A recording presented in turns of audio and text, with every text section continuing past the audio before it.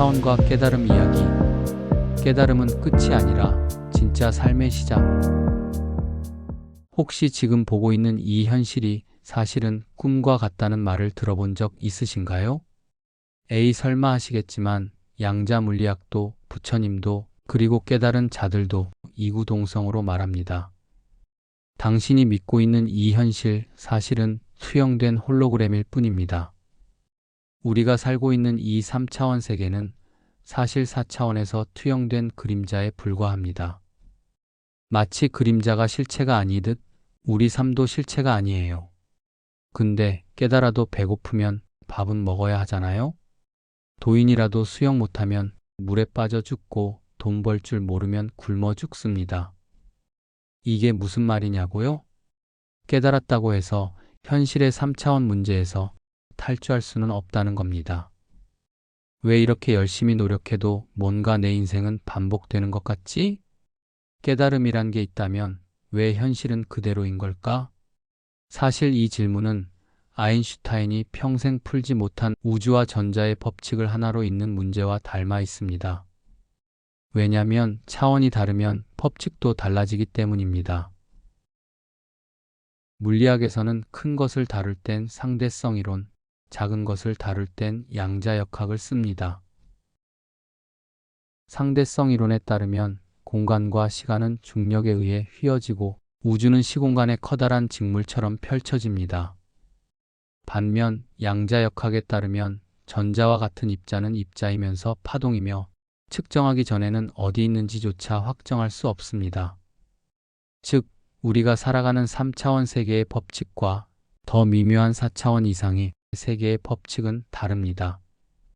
이 두 가지 법칙이 통합되지 않아 아인슈타인도 평생을 고민하다 떠났습니다.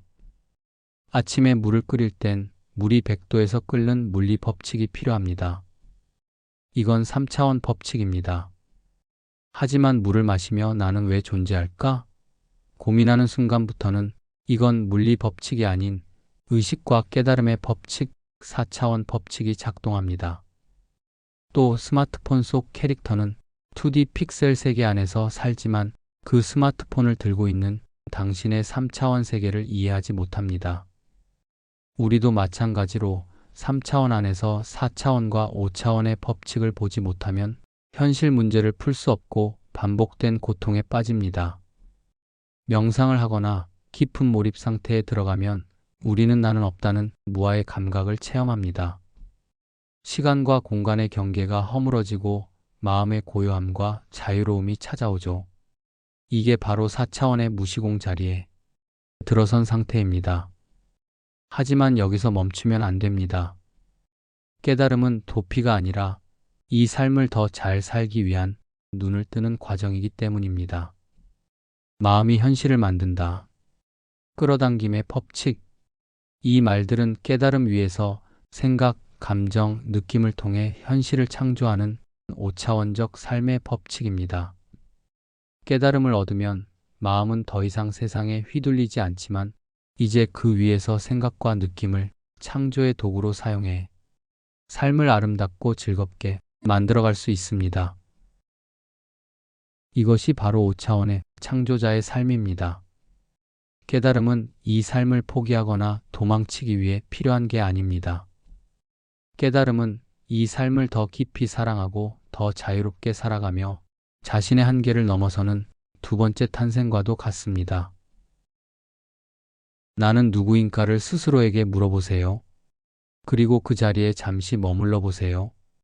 그것이 여러분의 4차원 깨달음의 시작이 될 것입니다. 그리고 그 자리에서 작지만 중요한 오늘의 목표를 정해 즐겁게 실행해 보세요. 그 작은 행동이 여러분을 5차원의 창조자로 이끄는 시작이 될 것입니다.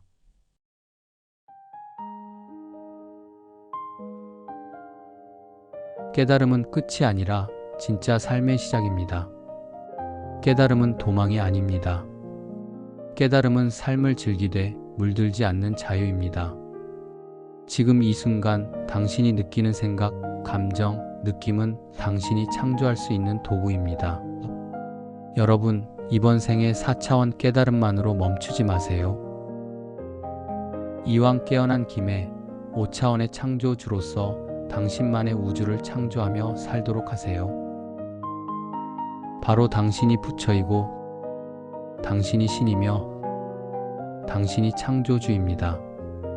우리는 3차원에서 살고 있지만 깨달음을 통해 4차원의 눈을 뜨고 다시 5차원의 창조자로 거듭날 수 있습니다. 그리고 이 삶을 더 자유롭게, 더 풍요롭게 마음껏 살아갈 수 있습니다. 오늘 여러분이 그 여정을 시작하길 진심으로 응원합니다.